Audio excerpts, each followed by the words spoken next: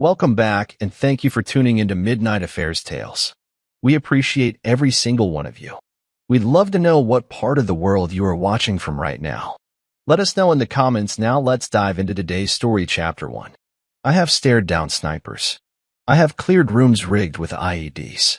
I have carried bleeding men on my back through enemy fire.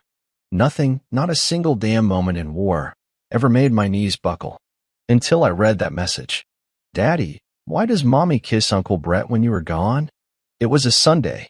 Sunny, quiet, peaceful. Hazel was upstairs, texting me from the iPad I had given her for school. I was on the base finishing my final shift before retirement. That message came in like a bullet through my ribs. My fingers went cold. I could not move. My jaw clenched so hard I heard it crack. Trina had always called Brett like a brother. We had all grown up in the same town, same church, same cookouts.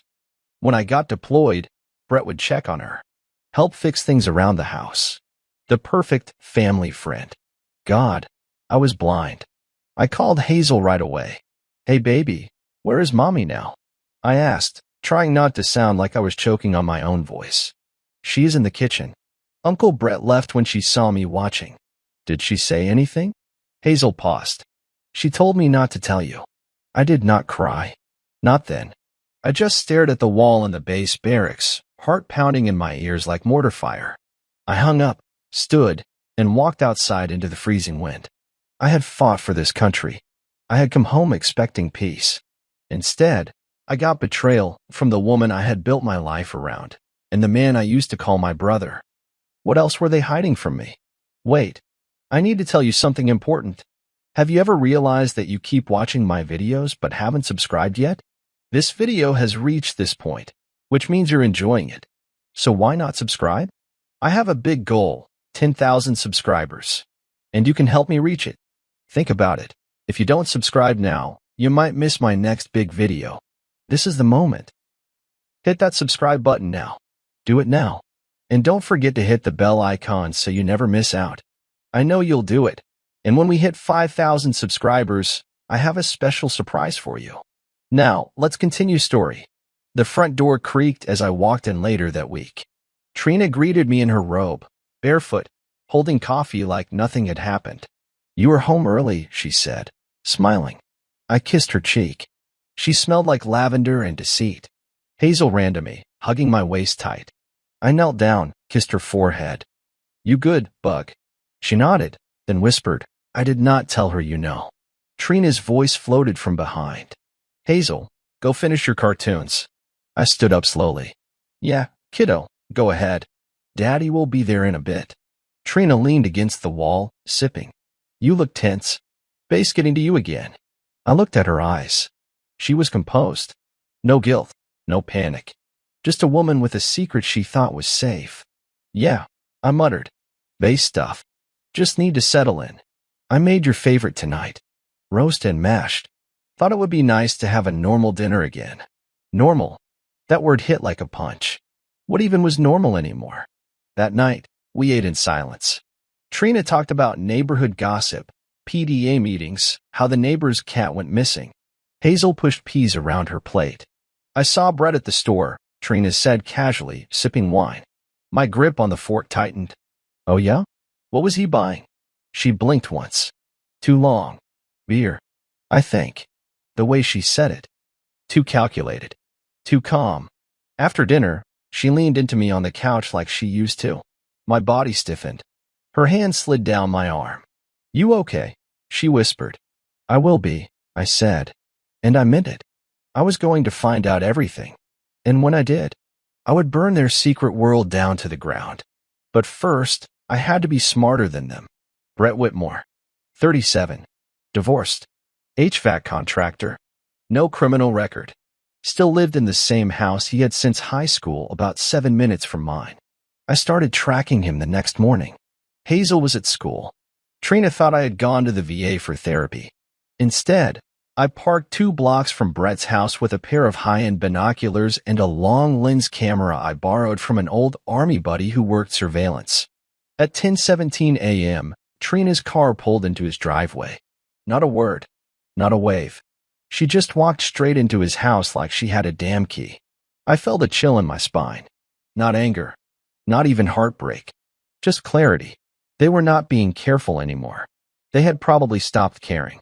By 11:49 a.m., she came back out, hair a mess, wearing a different hoodie than she went in with. Later that night, I checked our shared Google Maps history. Her location was off. She had turned it off an hour before she arrived at Brett's. I began setting up everything. Voice recorders, a backup burner phone, cloud storage with auto-upload, legal consultation booked. Quiet, patient, focused. This was not going to be a fight. It was going to be a mission. But that night, lying beside her, I stared at the ceiling. I had fought for my family. Now I had to fight to protect my daughter from the fallout of her mother's betrayal. Trina whispered, "You seem far away lately." I turned to her. "I am right here." I smiled. She smiled back, believing me. But we both knew. We were already at war. I started moving like a soldier again. No emotion. No hesitation. Only intention. On the surface, life continued. I made breakfast. I walked Hazel to the bus stop. I smiled when Trina handed me my coffee. But behind my eyes, plans were forming. By the end of that week, I had set up a secondary phone, not registered to my name. With it, I installed cloud-synced voice recording apps. One under the dresser, one behind the bedroom mirror, one clipped inside her car's passenger door panel.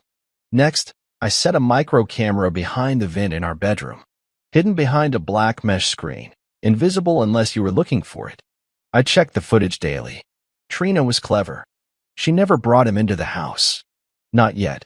But her phone calls, her humming while texting, the way she changed her phone passcode every few days, it all told me what I needed to know. One night, I heard her whisper on the phone while I was asleep. "I miss you too. He is not even looking at me lately. We just need a little longer, okay?" My blood turned ice. That was the night I stopped sleeping in the bed, mentally, at least. The next day, I smiled and handed her the keys to my truck. "You are taking the truck today?" she asked. "Yeah. Need to get it serviced." "Take the sedan. You are good." She kissed me. On the cheek. Soft. Like a nurse with a dying patient. I watched her pull out of the driveway. Then I tapped into the live audio feed under the sedan's glove box. 22 minutes later, her voice came through. "Hi, baby.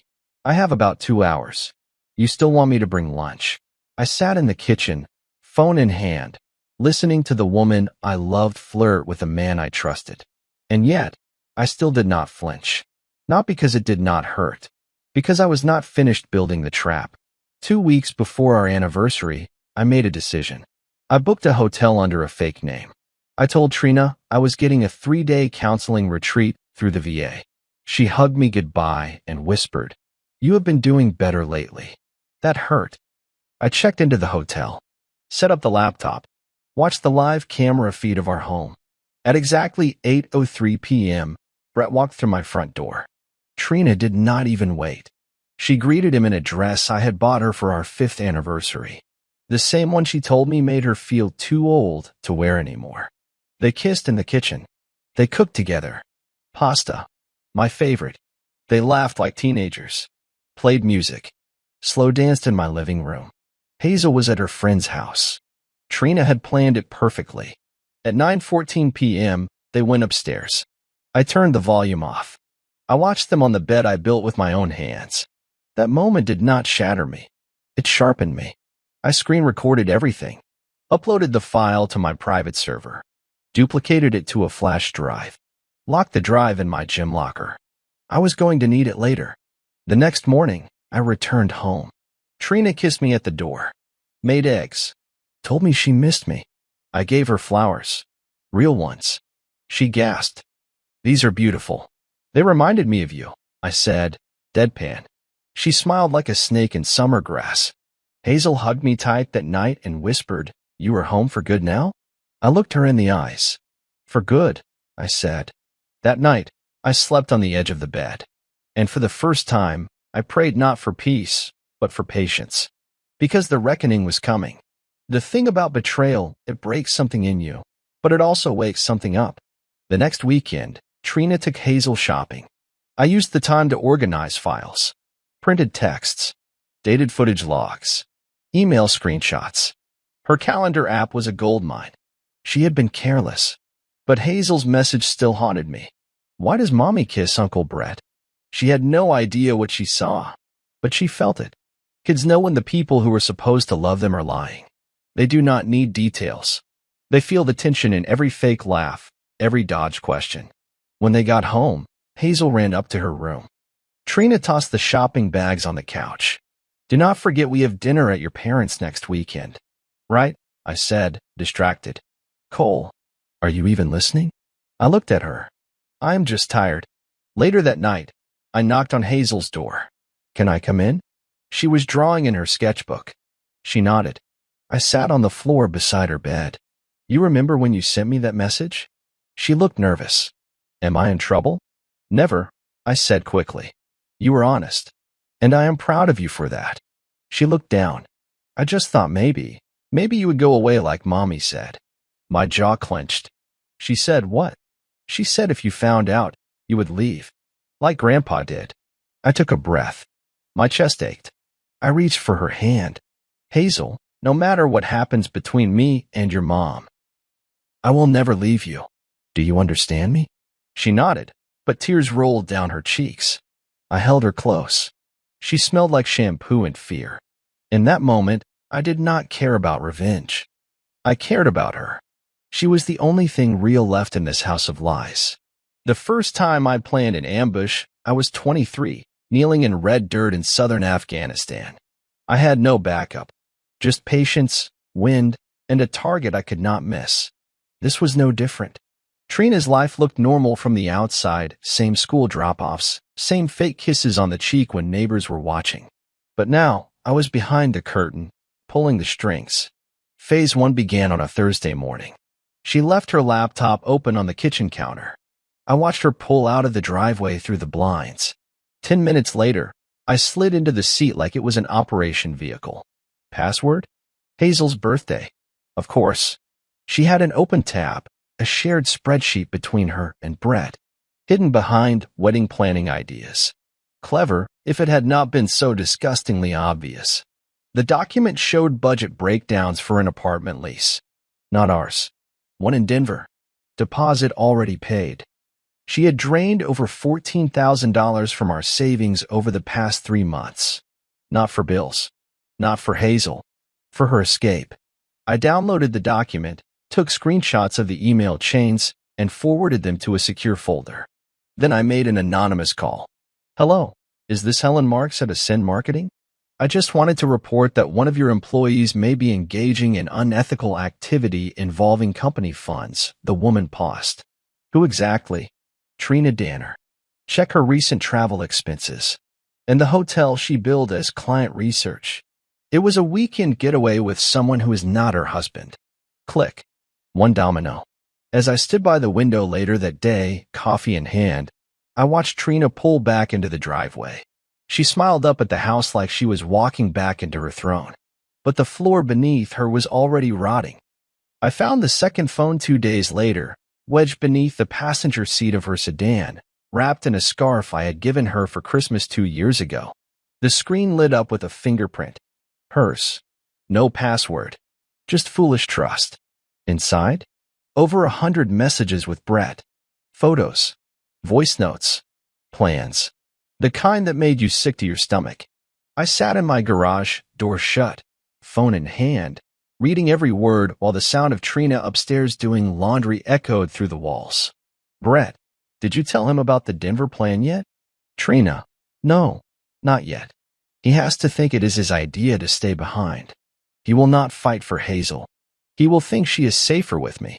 Brett, he is too soft now. We're made him boring. I dropped the phone on the workbench. Soft? They had no idea what soft looked like. What they were going to see would make their lies look like bedtime stories. I copied everything to the flash drive. Then I bought another burner and texted Brett from it. I know everything. Stalking my wife. I waited. 10 minutes later, his phone buzzed. Panicked reply. Who is this? Another message. We did not mean to hurt anyone. Please. Let us talk. I smiled. They were rattled now. I tossed the scarf into the trash, snapped photos of the phone screen, and sent one copy of the chat logs to a law firm specializing in infidelity-related custody cases. Trina knocked on the garage door later that evening. You okay in there? I took a deep breath. Yeah, just fixing a few loose ends. She laughed softly. You and your projects. I looked at the burner phone one last time, then buried it in a sealed toolbox. Not yet. The time would come when that phone would speak louder than any scream. I sat with the bank manager the next morning. Suit, no tie. Calm voice. Clean paper trail. I would like to go over recent activity on our joint savings. He nodded. Of course, Mr. Danner. Just a moment. The screen between us glowed with columns of numbers. I already knew what I would see, but hearing him read it out loud made it real. $14,329 withdrawn over 8 transfers, all within the last 90 days. My pulse stayed steady. Can I get statements printed? I need them for an upcoming legal review. Certainly. Is everything all right? I smiled politely. Not yet, but it will be. Back home, I placed the printed statements into a folder marked C1 Evidence. Then I added them to a locked fireproof safe in the closet. Trina was in the shower. Hazel was in her room humming some Disney song, unaware that her mother was funneling their future into a plan that did not include me. Later that night, Trina poured 2 glasses of wine and sat next to me on the couch. I was thinking we could take a trip soon. Just the 3 of us. Get away, you know? Recharge. I looked at her over the rim of my glass. That sounds nice. Anywhere in mind. Maybe Denver. I have always loved the art museums there. Denver. She said it like it meant nothing. Like she had not just moved our savings there in silence. You remember the name of that hotel we stayed at? I asked. She blinked. Just for a second. No, not really. Why? I leaned in closer.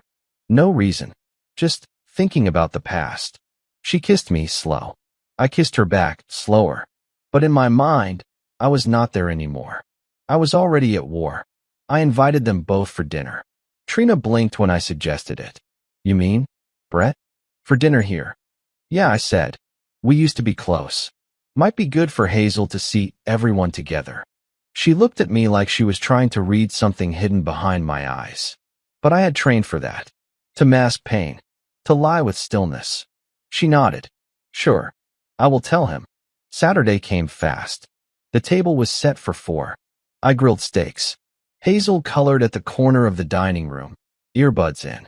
Trina wore red lipstick, the one she never used around me anymore. Brett arrived right on time. That used to be something I respected about him. Now it just made me want to break his nose more efficiently. He walked in like nothing had happened. Hey man, he said, forcing a smile. Long time. I shook his hand. Firm. Cold. Yeah. Too long. Dinner was fake. Every word. Every laugh. Hazel kept looking up, confused by how quiet I was. After dessert, I stood up and cleared the plates. Then I turned around and dropped the line like a sniper shot. So, how long have you two been screwing each other? Hazel's marker froze midline. Trina gasped. What the hell are you talking about? I stepped closer. Calm. Measured. Brett, help her out. You were not just fixing pipes, were you? He opened his mouth, then closed it. Trina stood. Cole, you are scaring Hazel. I looked at Hazel. Sweetheart, go to your room. Now. She obeyed. Silent. Scared. Once the door shut, I tossed a flash drive on the table. Footage. Calls. Money trails. I know about Denver. I know about the fake invoices. Trina's eyes filled. Please, you do not get to cry, I snapped. You lied in my bed while planning a life with him. That makes you a liar and a coward, not a victim. Brett muttered. This is messed up. I stepped in close. No. What is messed up is betraying someone who would have taken a bullet for both of you. Then I turned and walked out. The war had just gone public. The next morning, Trina did not speak. She moved around the kitchen like a ghost, eyes hollow, hands shaking. Brett was gone, vanished before sunrise. Probably drove straight to his ex-wife's or some hole in the wall. I drank my coffee slow, sitting across from her in silence. Finally, she asked, "Are you really going to destroy me?" I looked up, calm. "You destroyed yourself." She swallowed hard. "I did not mean to hurt anyone. I felt invisible. You were always gone, even when you were home. You think I fought wars to come home and babysit your loneliness." She flinched. Hazel came downstairs quietly. I stood and poured her juice. She sat at the counter, eyes darting between us. "Is Mommy in trouble?" I bent down to her level. "No. Mommy just made some mistakes. Grown up once." Hazel frowned. "Is she going away?" Trina's voice cracked. "I am not going anywhere." But Hazel looked at me for confirmation. I did not say yes. I did not say no. Later that day, I met with the attorney. She reviewed the footage, bank logs, texts. "I have seen a lot," she said. "But this is airtight. You want full custody?" "Yes," I said. "And I want supervised visitation." I do not trust her anymore. She nodded slowly. "You are going to win this. But you need to be careful. Trina is the kind of woman who only plays nice when she thinks she can still win." "I know," I said. "That is why I am not giving her another inch." As I left the office, I saw a father walking out with his toddler. He looked exhausted, but happy. I remembered when I felt that way, and I promised myself I would feel it again. Without the lies. Trina came home to a manila envelope waiting on the kitchen table. She froze when she saw my handwriting on it. She did not open it right away. She just stood there for a moment, like she was trying to decide whether she wanted to know what was inside. Eventually, she sat down. Inside, divorce papers, custody motion, affidavit of infidelity with attached exhibits. No letter, no personal note. The message was the silence. She found me in the backyard, watering the grass. Tears streaked her cheeks. "So that is it. You are divorcing me." "Yes." "You are really going to take Hazel from me?" I turned off the hose. Faced her. "I am not taking her. I am saving her. From watching her mother lie and cheat like it is normal. From becoming someone who thinks betrayal is just part of life. You cannot do this. You cannot just erase me." I stepped closer, low voice. "You already erased yourself when you gave up on us." She slapped me. It did not hurt. It felt like nothing. I walked past her. That night, Hazel curled up in bed with me. She whispered, "Is Mommy mad at you?" "No, baby. Mommy is just sad." She looked up. "I do not want to live somewhere else." I kissed her forehead. "You will not. I promise." In the distance, I heard the front door shut. Trina was gone. Maybe to Brett. Maybe to scream into a void. I did not care. She would not find peace until she understood the weight of what she had destroyed. And I was just getting started. In small towns, people do not need facts. They just need the right spark, and the fire spreads on its own. The first flicker started at Hazel's school. One of the mothers, Kelly Thompson, cornered Trina during pickup. "You know, I heard Brett is selling his house. Any truth to that?" Trina smiled. "I do not really know what Brett does anymore." Kelly leaned in. "That is funny. My cousin saw your car parked in his driveway a few nights ago. Just thought I would mention it." By the time Trina got home, she was furious. "You are turning people against me?" She snapped as she tossed her purse on the counter. I did not even look up. People draw their own conclusions. I just gave them the truth. "You think humiliating me is going to help Hazel?" "I think honesty is overdue," I said, folding laundry calmly. "Especially when it concerns her future." That weekend, I attended a neighborhood cookout with Hazel. Alone. People came up to shake my hand, ask how I was holding up. Some looked embarrassed, like they knew they had once admired a fake marriage. One guy even muttered, "Man, you deserve better." I just nodded. Trina did not show. Neither did Brett. By Monday, her office had called her in. She came home red-eyed, keys shaking in her hand. "They suspended me," she said softly. "Pending investigation." I looked at her for the first time in days. This is what happens when you build your life out of lies. It collapses the second you take your hands off it. She stared at me, speechless. I walked past her and said the last thing she expected. "I have not even started yet." The day I stepped into my lawyer's office with the second flash drive, She looked at me like I had just handed her a missile. You really want to include the voice recordings? She asked. Yes, I said. Every one of them. She clicked play on a file labeled kitchen_5am.wave. Trina's voice crackled through the speaker. Once the money clears, I will take Hazel and he will not even see it coming. Brett said the papers are almost ready. Cole will fold. He always folds when it gets emotional. My lawyer paused it. This one alone will bury her. Good, I said. She was betting on my silence. She forgot what I do for a living. We outlined a full custody request. Evidence file divided into 3 volumes. Financial misconduct, marital infidelity, child welfare risk. Judges do not care about cheating unless it affects the child, she reminded me. She tried to manipulate Hazel, I said. Tried to convince her I would leave. That changed everything. The next week, Trina received the updated custody motion. I watched her read it at the dining table, lips trembling. You really think I am unfit? No, I said, standing behind her. I know you are. She turned slowly, face red. You are playing dirty. I leaned down, quiet voice in her ear. No, you played dirty. I am just not letting you win. She threw the file across the room. Hazel peeked out from the stairs, wide-eyed. I caught her gaze and nodded. You okay, bub? She nodded, slowly. Trina stormed into the garage. I just started dinner. It was time she learned what a real fight looked like, one that could not be walked away from. The court date was set for 3 weeks out. Until then, it was about staying smart, staying calm, and protecting Hazel from the explosion I knew was coming. I kept her routine normal. School, art classes, movie nights. No yelling. No late-night arguments. No scenes. Trina, on the other hand, was unraveling. She would stay up pacing the kitchen until 2 a.m. lights on, talking to herself. Wine glass always full, never finished. She tried to pull Hazel in. Honey, if Daddy takes you away, just know I tried. I overheard it. The very next morning, I filed a temporary restraining order regarding psychological manipulation of a minor. By the end of the week, a court officer delivered it to the front door. Trina screamed when she read it. You are trying to erase me from my daughter's life. I stayed seated on the porch. No, I said. I am trying to make sure she grows up with someone who does not teach her how to lie. She spat at the ground and walked away. Hazel came outside an hour later. She sat beside me, quiet. After a while, she whispered, Are you scared? I looked at her.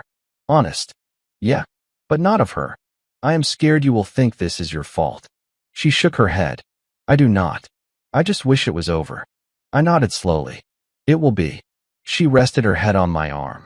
And in that moment, I knew why I had to win. Not just for revenge. For her. For peace. For truth. It was strange, sleeping in the same house with someone who had already mentally packed her bags. Trina was quieter now. Not remorseful, just careful. She knew the court date was coming. She knew I was not bluffing anymore. But she still tried to manipulate the narrative. I know we have been through a lot, she said one night as she brought 2 mugs of tea to the living room. But maybe, if we step back, maybe this does not have to get ugly. I looked at her. No anger. Just calculation. It is already ugly. She nodded slowly, sipping the tea she made, as if we were still pretending. But we both love Hazel, she said. Maybe we can find middle ground. I set my cup down. Middle ground died the day you used her to cover your affair. She flinched, not at the words, but at the way I said them. Controlled. Precise. The next night, I watched from upstairs as she stood outside on the back porch, whispering into her phone. I could not make out every word, but I caught a few. He is playing smart. Yes, I think he has recordings. I do not know what he'll show the judge. Then she glanced up toward the bedroom window. I pulled back into the dark. We were both at war. The difference was, I trained for this. She was surviving on panic. I was operating on patience. And every night she slept beside me, thinking she still had a chance, was one more night I inched closer to taking everything back. There are moments in life when everything locks into place, when fate, strategy, and timing intersect perfectly. That moment came on a Tuesday night. Trina was on the phone again. She thought I was in the garage. The camera I had hidden inside her jewelry box, disguised as a velvet lining, captured everything. She was pacing the bedroom, whispering fast. "Brett, listen to me. If he shows that video in court, I am done. You understand? I will lose custody. I will lose everything." She paused. "No, I am not going to confess anything. That is suicide." Another pause. "Because he has not snapped yet, that is why. If he was going to, he would have. He is being too calm. That scares me more." My hands were steady as I clipped the audio to a fresh folder. She was admitting fear, awareness, a conscious cover-up. That was evidence of intent, of premeditation. She sat on the bed, sighing, rubbing her face. Then something darker came out of her mouth. "I should have done it faster. I should have just taken Hazel and left. He never would have caught up. That was the plan." There it was. She never meant to play fair. She was not just cheating on me.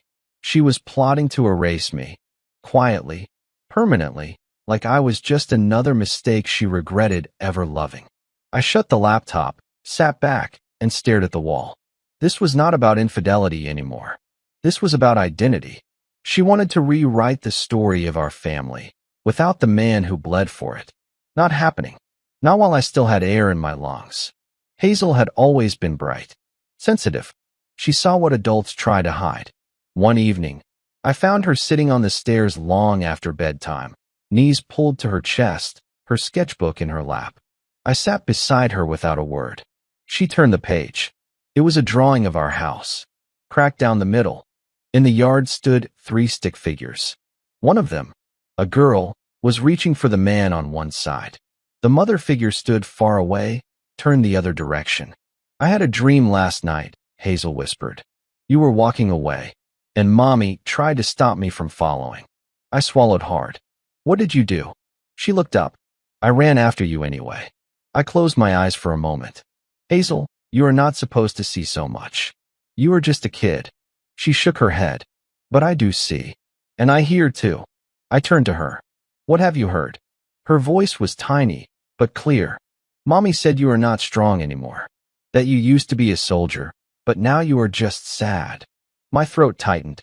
She looked up, confused. "Is that true?" I held her hand. "No. What I am is tired, but not weak. And I will never, ever stop fighting for you. That is what a real soldier does, even after the battle." She hugged me tight.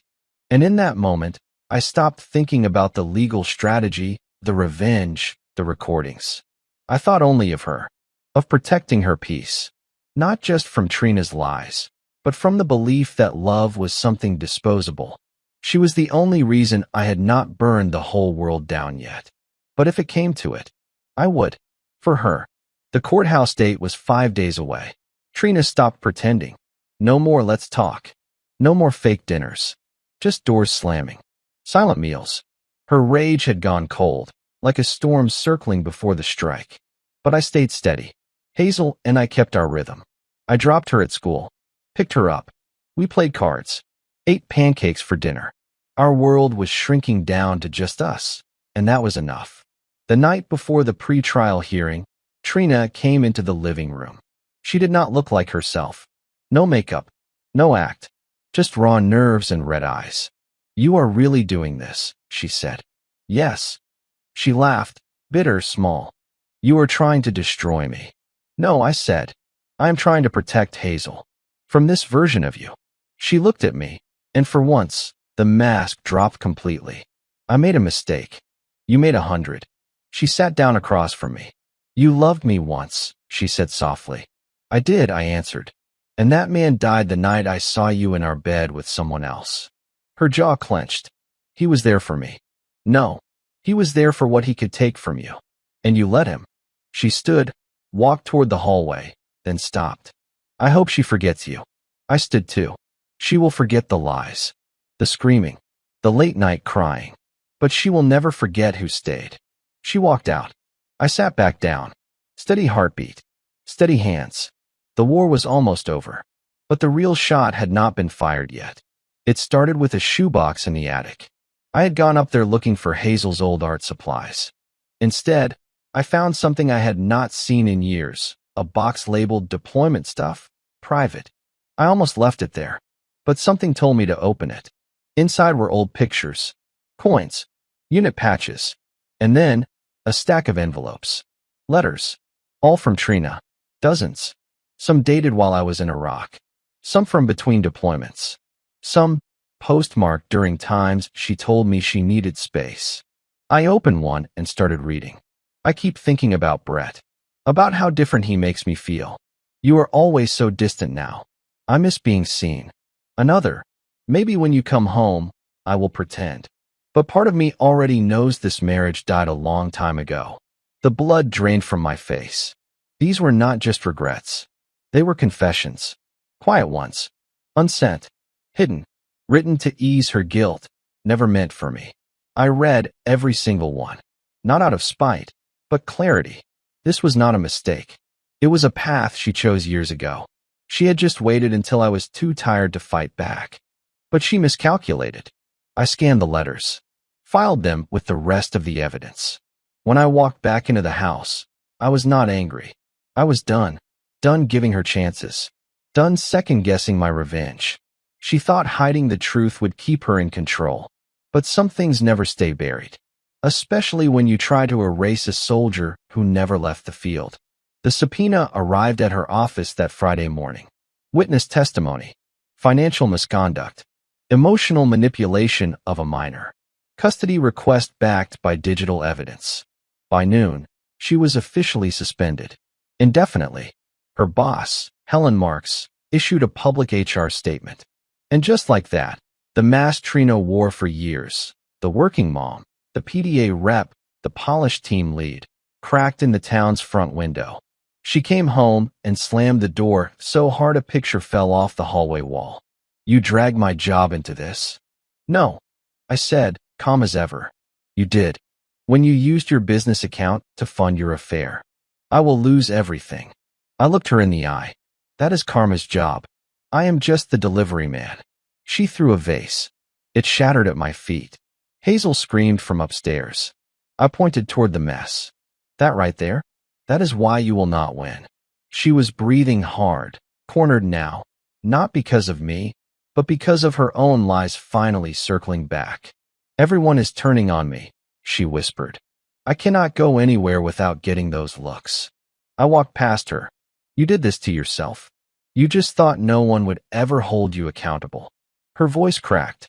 I just wanted to be happy. Then you should not have destroyed the one person who gave you everything. She stood frozen as I walked up the stairs, past the shards on the floor, past the lies. Upstairs, Hazel stood outside her room. She looked scared. I knelt down, hugged her close. Are we okay? She whispered. I kissed her head. We are getting there. And that was the truth. We were finally getting there. The night before the hearing, I laid everything out on the table. Literally. 3 black binders, neatly labeled. One with financial records. One with recordings. One with Hazel's written account, drawn in crayon. Her words matched to dates, matched to voice logs. Each piece was in place. Trina came down the stairs around midnight. She had not been sleeping much. Not that it mattered. You are going to humiliate me tomorrow, aren't you? She said, standing at the edge of the living room, arms crossed, hair a mess. No, I said without looking up. You did that all by yourself. She came closer. Her voice softened. I loved you once, you know. I looked up, calm. No, you loved what I gave you. Stability. A name. A child. A house with a porch and a quiet neighborhood. You never loved me.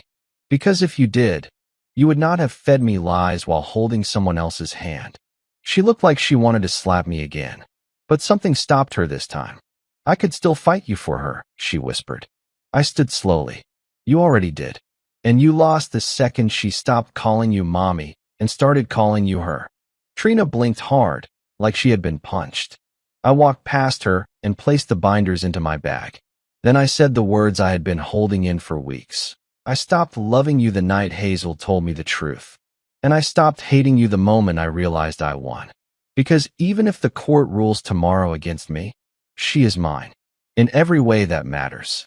I did not wait for a response. I just walked up the stairs and closed the door behind me. The next morning, we would go to court. But the battle? That was already over. It happened the way betrayal always does, quietly, unexpectedly, from someone you would die for. We were standing outside the courthouse. I had Hazel's hand in mine, adjusting her backpack strap when she looked up at me, hesitant. "Daddy." I knelt down. "What is it, Bug?" She shifted her weight, eyes lowered. "Mom said something yesterday. I do not think it is true, but—" My stomach tightened. "What did she say?" Hazel looked me dead in the eyes. She said, "You are not really my dad." The air vanished from my lungs. I stayed still, focused. "What else did she say?" "That she wanted to tell me sooner, but she was scared you would leave. She said Brett might be, but I do not believe her, Daddy. I swear I do not." She started crying. I hugged her so tight she trembled. "You listen to me," I said into her hair. "No matter what anyone says, I am your father. You understand? Blood does not mean anything when love is this real." She nodded, sobbing into my chest. Inside, my heart was falling down a well. I had trained to stay calm under pressure. I had survived being shot at. But this was different. This was betrayal from another angle. A wound I did not even know I had. I looked at Trina across the lot. She was standing by her lawyer, arms folded, like she had dropped a bomb and was watching the smoke. For the first time in this entire war, I felt rage. Not cold, not tactical, rage. But I swallowed it down and walked Hazel through the courthouse doors. I would deal with the blood later. Right now, I still had to win. For her. The hearing had not even started yet. I stood in the hallway, trying to breathe. My lawyer, Clara, saw my face and pulled me aside. "You look pale. What happened?" I kept my voice low. Trina told Hazel I might not be her biological father. Her eyes widened. "Did she say it in court?" "No." To Hazel. "At home. Do you want to bring it up today?" I looked through the glass window at Hazel, sitting calmly on the bench, coloring. "No, not yet. This case is about who is stable, not who shares blood." She nodded. "Smart call. If the judge finds out she tried to weaponize Hazel emotionally, it will backfire." We walked into the courtroom. Trina was dressed in pale gray, trying to look soft. Innocent. The judge entered. Gavel hit. The trial began. She went first. Her lawyer painted a picture of a distant husband, a lonely wife, and a good mother doing her best. I barely blinked. Then came our turn. Clara submitted the documents. Exhibit A, withdrawn savings. Exhibit B, hotel records, phone logs. Exhibit C, voice recordings, Trina plotting to flee with Hazel. And then came the sketchbook. Hazel's own words, written in shaky print. "Mom said Daddy is sad. She said he will leave. But he never does. He always picks me up." The judge read that page longer than any evidence. Afterward, the room was silent. No yelling, no gloating. Just Trina, shrinking in her chair, like a candle burning down to nothing. When the session recessed, I stepped out to the hall again, took a long breath, and closed my eyes. Maybe I was not her biological father, but I was the man who showed up. Every damn time. And now, I was going to prove it, in every way that mattered. After the hearing, we went home quietly. Hazel had not asked any more questions since the courthouse, but I knew she was thinking about it. That one sentence from her mother had cracked something deep, even if she could not name it yet. That night, after she fell asleep, I walked past her room and noticed the edge of a journal peeking out from under her pillow. I hesitated. Then I picked it up. Inside were pages of messy writing and crooked sketches. Some were just kid thoughts, songs she liked, things she wanted for her birthday. But one page hit like a rifle shot. "I wish Mommy did not lie. I wish Daddy was my real daddy, but maybe he is anyway. He never leaves me like Mommy says. He always stays." The words looked shaky, rushed, like she had written them after crying. Another page had a drawing of the two of us, just me and her, holding hands on a bridge while Trina stood on the other side, arms folded, alone. I sat on her bed and stared at the picture for a long time. This was not about winning a court case anymore. This was about defining truth for a little girl who had been dragged through adult chaos she never asked for. I put the journal back exactly where I found it. And then I went downstairs, opened my laptop, and called Clara. I want to add something else, I said. She sounded alert. What? Hazel's personal notes. Her drawings. Not just to prove custody, but to prove damage. You want emotional negligence added? Yes. I want the court to see what Trina's lies have done to her. There was a pause on the other end. I will add it to the next hearing packet, she said. This might tip everything. I closed the laptop and looked out the window. Trina tried to use Hazel as a pawn. Now, her own daughter was speaking the truth in ink and paper. And no judge in the world would ignore that. The news came 3 days later. I was in the garage tightening bolts on Hazel's bike when my phone rang. Clara's voice came through, low and serious. You are not going to believe this. What? Your PI finally got the full background on Brett. I stood still. He is not clean, Cole. He is not just a homewrecker. He has a sealed case from 5 years ago, harassment of a coworker. The woman filed a complaint, then retracted it. But it was logged. There is also an unpaid tax lien. And he falsified invoices at a previous job. Got quietly let go. Does Trina know? Doubt it. She probably thinks he is some kind of victim. But this is going straight into your case file. I leaned back, heart pounding, not from fear, but realization. He is dangerous, I said. At the very least, unstable.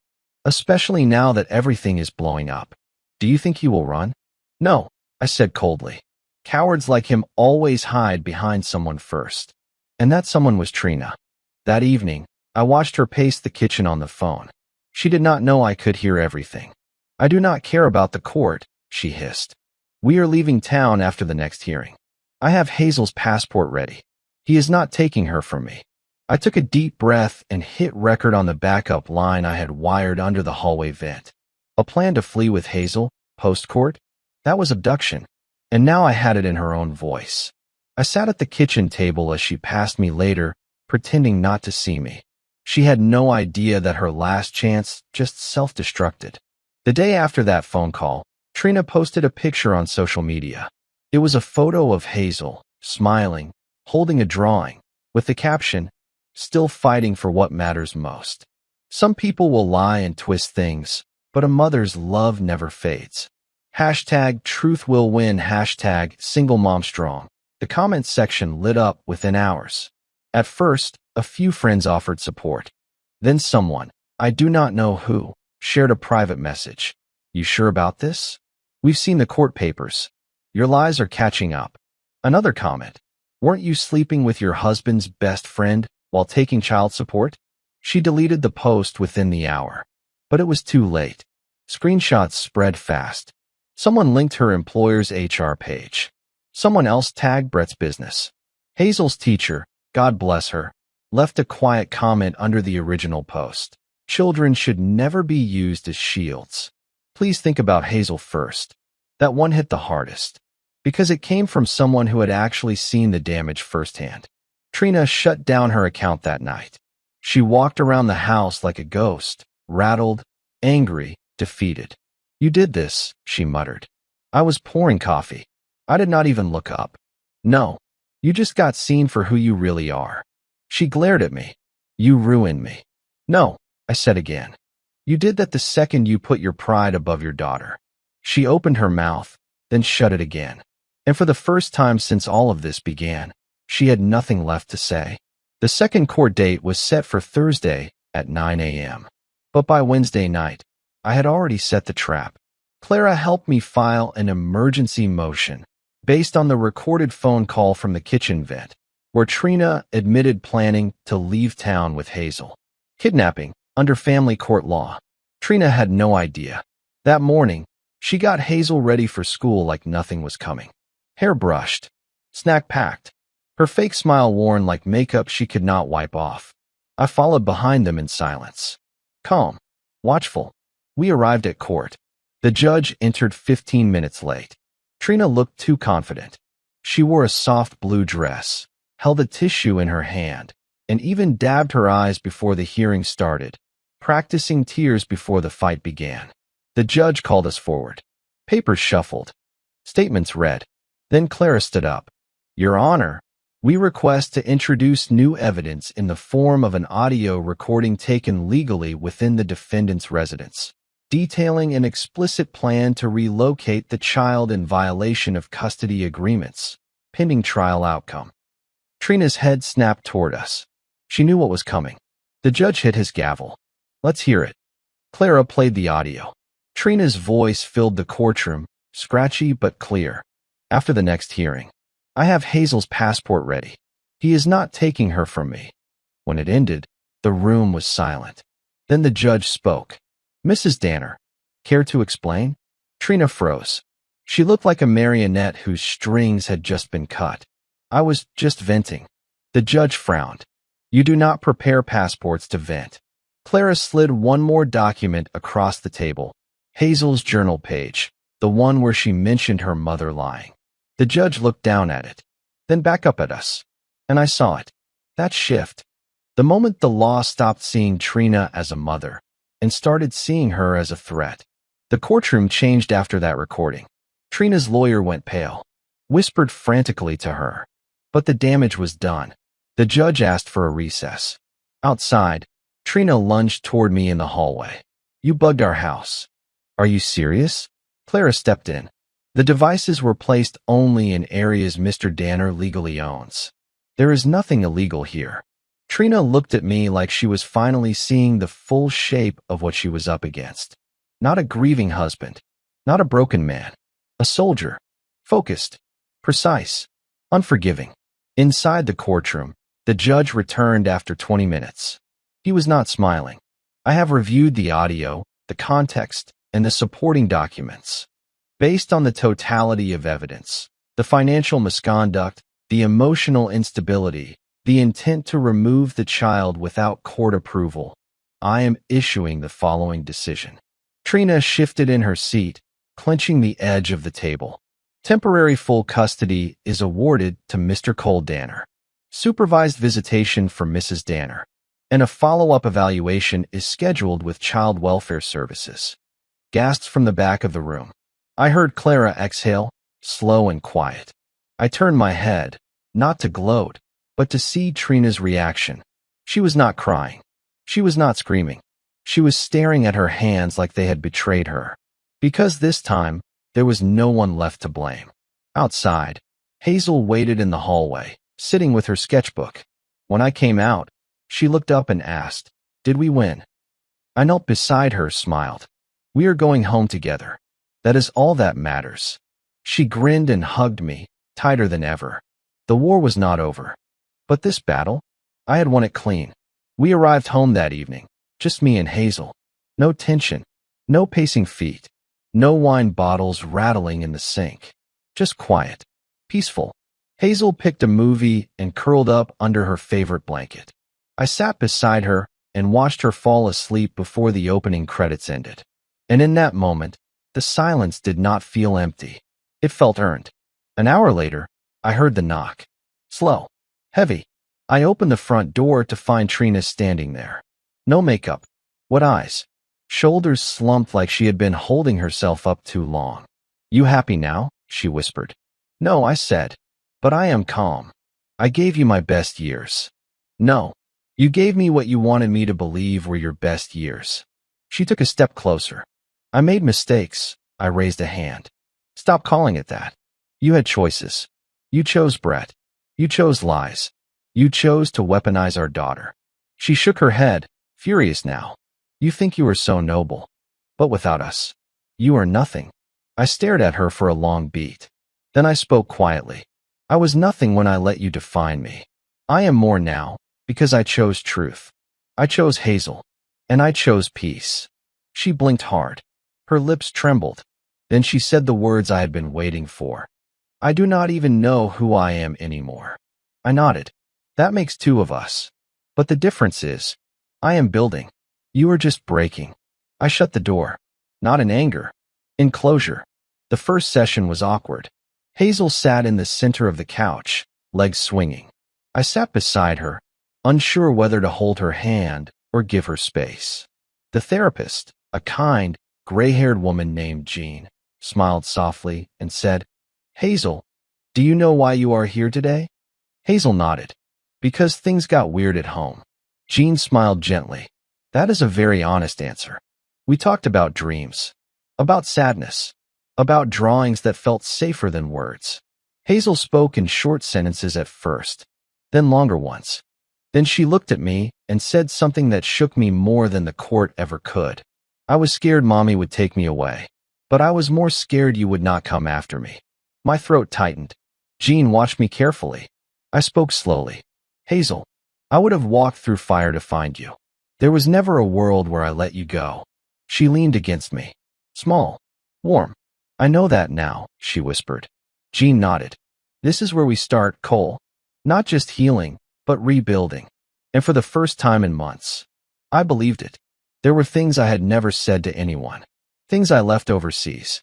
Things I buried so deep even I forgot they were there. But Hazel deserved to know all of me. So I started writing. Every night after she went to bed, I pulled out a leather-bound journal and wrote one page. Not about the war, not at first, but about being her father. About the first time I held her. About nights I missed her during deployment. About the day she messaged me, and everything broke. Some nights the words came out clean. Other nights they came out messy, broken, scratched out, and rewritten. But they came. One entry read, "You saved me the day you sent that message, baby girl. I do not know if you knew what you were doing, but that one sentence reminded me of everything I was fighting for. Not the house. Not the marriage. You." Hazel did not know about the journal yet. One day, when she was older, I would give it to her. Not for sympathy, for clarity. So she would never confuse silence with weakness or love with possession. And when that time came, she would know, not just that her father fought for her, but exactly why. It started with a notice on the door. Trina had missed 2 mortgage payments on the condo she moved into after the court ruling. Her job had not reinstated her. Her reputation? Gone. Brett had vanished, of course. No calls. No messages. Just like every other coward who runs when things fall apart. She showed up at the front door one evening, not angry, not loud, just empty.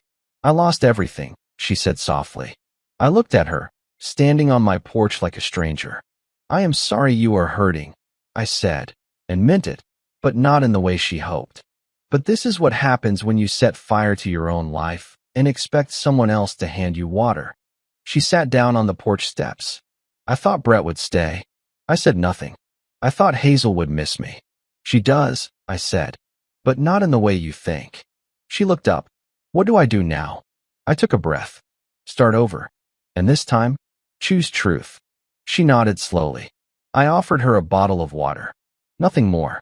That was all I had left for her. And maybe all she ever truly deserved. I thought it was over. Until the knock came. 2 officers. Plain clothes. "Mr. Danner, do you know a Brett Whitmore?" I straightened up. "Unfortunately, we are investigating multiple fraud complaints. We traced financial records from a flagged account in Trina Danner's name, but connected to Brett.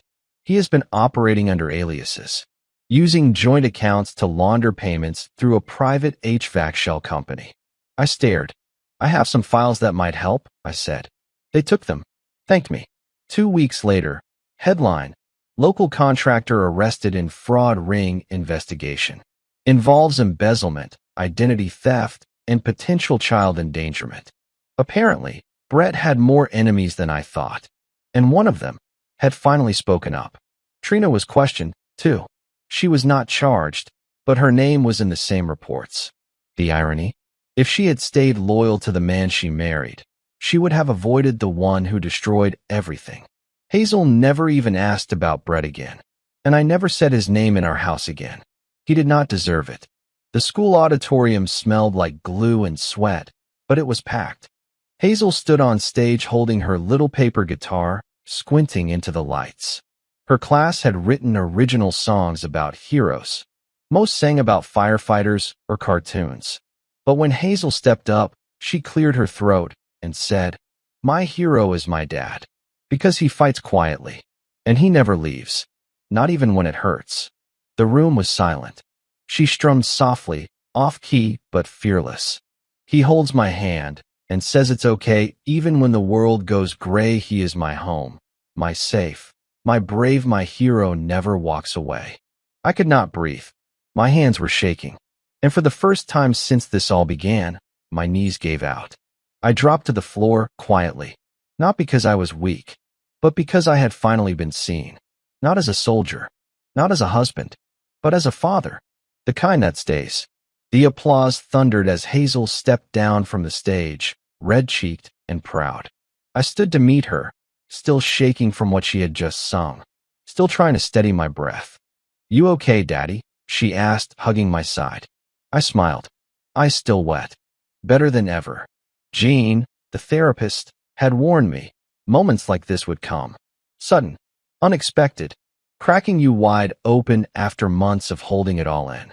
I had not expected it to hit in a middle school auditorium with folding chairs and juice boxes. But it did.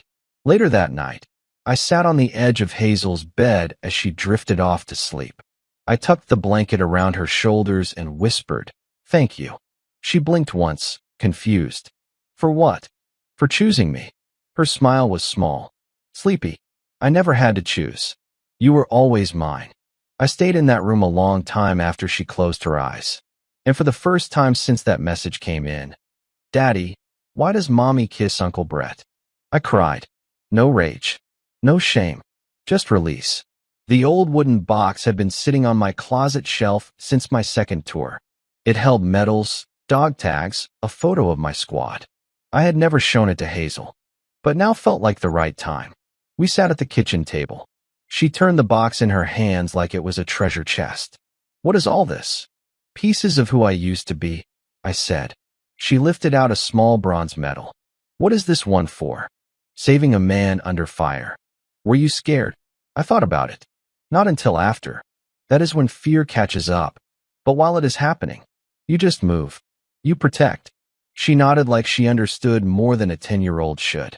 Then she reached into the box and pulled out a folded paper. "What is this?" I opened it. A letter Trina had written years ago, one I had tucked away and forgotten. "If anything ever happens to me, tell Hazel that her father is the reason she knows what real strength looks like." It was from a time before lies, before betrayal.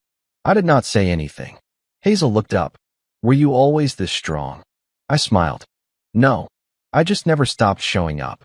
It came at 3:17 a.m. Just a single message. "I am sorry. I do not deserve forgiveness. But I needed you to know that I was wrong. About everything. Tell Hazel I love her, if she ever wants to hear it." I stared at the screen for a long time. There was no anger left in me. No desire to respond. Forgiveness is not forgetting. It is simply choosing peace over poison. I did not reply. I showed Hazel the message the next morning. She read it. Quiet. Then looked at me. "Do I have to say anything?" "No," I said. "Not until you are ready." She handed me back the phone. "I am not ready." And I respected that. Trina had made her choices. And now she had to live with the silence her choices created. There was no dramatic ending. No curtain fall. Just life. Returning. Slowly. Steadily. Hazel started smiling more. Laughing again. We went hiking on weekends. Built puzzles at night. Therapy turned from pain to play. Trina stayed away. She sent gifts. Birthday cards. But never showed up uninvited again. One morning, Hazel looked up from her cereal and said, "Do you think people can change?" "Yes," I said, "but only when they really want to." She nodded, then asked something I did not expect. "Do you think she will try?" "I think she might. One day." Hazel thought for a second. "I hope so. But if she does not, I will still be okay." That was the moment I knew we had made it through. Not just the court, not just the betrayal, but the emotional war inside us both. We had survived. And more than that, we had won. Spring had just begun. Hazel and I were planting tomatoes in the backyard. Her idea. She said it made the dirt feel less like mess and more like building something. I handed her a small shovel. She glanced at me between scoops. "Do you think Mommy misses me?" I paused. "I think she does." Then why did she leave like that? I sighed. Some people get lost, Hazel. They do not always mean to. But once they are deep enough in, they stop asking for help. She thought about that. Are you mad at her still? No, I said. But I remember what she did. I just do not carry it anymore. Hazel frowned. Is that the same as forgiving? I nodded. Forgiveness is not forgetting. It is choosing not to let the hurt lead you. She pressed the shovel into the soil. So, I can still be mad and forgive. Exactly. She wiped her forehead with her sleeve. That is confusing. I smiled.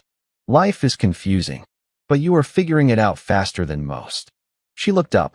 Will you ever tell her you forgive her? Maybe. When it matters. And I meant that. Because forgiveness is not for the person who hurt you. It is for the person you are becoming after. The attic was warm with late light filtering through a dusty window. I had gone up to grab Hazel's old baby blanket for a memory box. Instead, I found an envelope marked with one word in Trina's handwriting. Cole.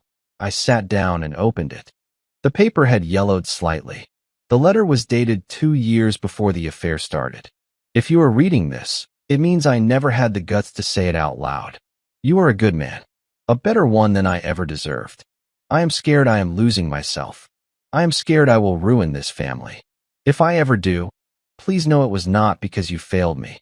It was because I failed myself. It hit like a delayed grenade. This was the version of Trina I remembered, before lies took over her mouth, before Brett, before the distance. She had seen it coming, felt it, and still walked toward the fire anyway. I folded the letter back slowly. There was sadness in it, but no shock. People can sense their own storms. Some run, some mourn others. Trina? She watched the clouds build and lit the first match. The ground was soft, damp. The air smelled like pine and fresh soil. Hazel held a small bundle of daisies. Her hands trembled slightly. She liked yellow the most, right? She asked. I nodded. Yeah. She said yellow reminded her of second chances. We stood in front of the stone. Trina Danner. No flowers yet. Just a carved name and a silence that said too much. Hazel stepped forward. I am still mad, she said soft. But I hope you are not lost anymore. She laid the flowers down. I stood beside her, quiet. Forgiveness does not always need words.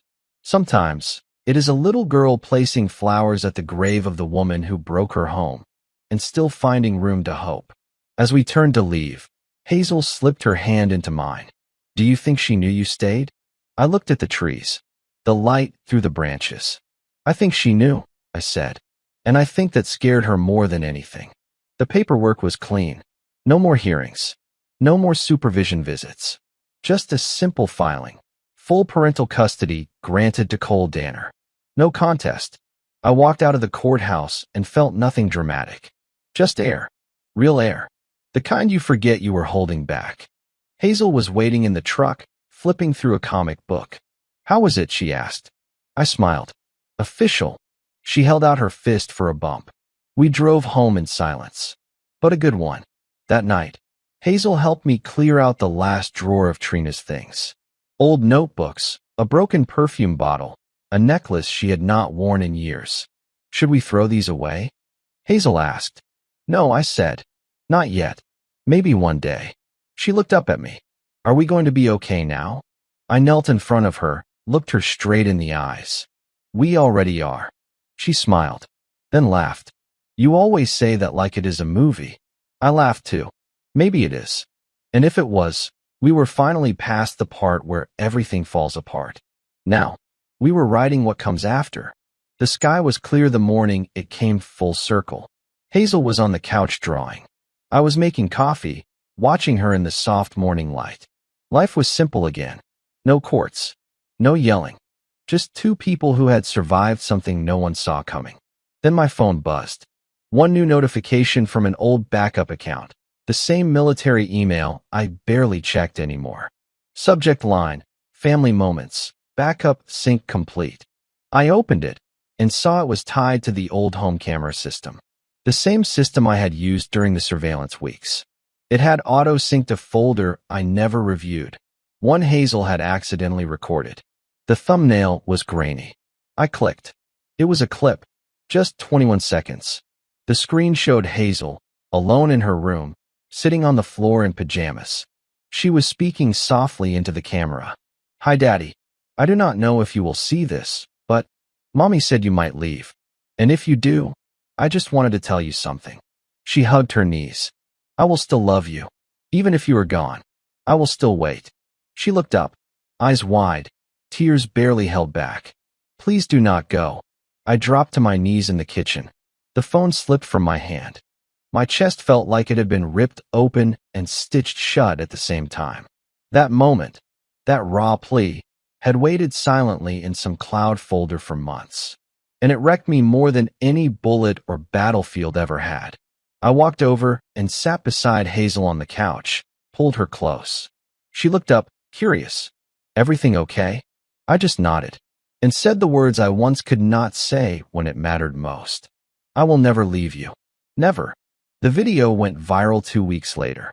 Hazel's old clip, her quiet plea, was shared online by a family therapist I had once sent the footage to for consultation. She had asked permission first. I said yes, because some truths deserve to echo.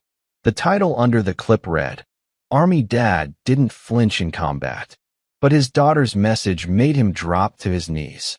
Comments flooded in. "I never cried this hard in my life. This is not just about parenting. This is about showing up." She saved him, and he saved her back. Hazel did not care about the likes or shares. She just asked me one thing. "Do you think other kids saw it?" "I hope so," I said. "Maybe it will help them speak up, or help their parents wake up." We visited a veterans memorial the next weekend. Hazel laid a flower beneath one of the granite stones. "You ever get scared back then?" she asked, walking beside me. "In combat?" I said. "Yes. But you never flinched?" I smiled. "Not on the outside, but on the inside. Every damn day." She looked at me and nodded. "Still, you came back." "Yeah," I said, pulling her in close. "And this time, I stayed." We watched the flag ripple above us. No words needed. The story was not just mine anymore. It belonged to every father who had been broken and rebuilt. To every daughter who had seen truth before the world did. To every person who believed that love, when protected, survives anything. Now, I want to ask you something real. If someone you love sent you a message like that, asking you not to leave, what would you do? Tell me in the comments below. I truly want to know. Also, if this story touched you even a little, please like, share with someone who needs it, and subscribe so you do not miss the next epic, emotional revenge thriller we are already working on. Until then, stay sharp, protect your peace, and as always, take care of yourself. We will meet again in the next story.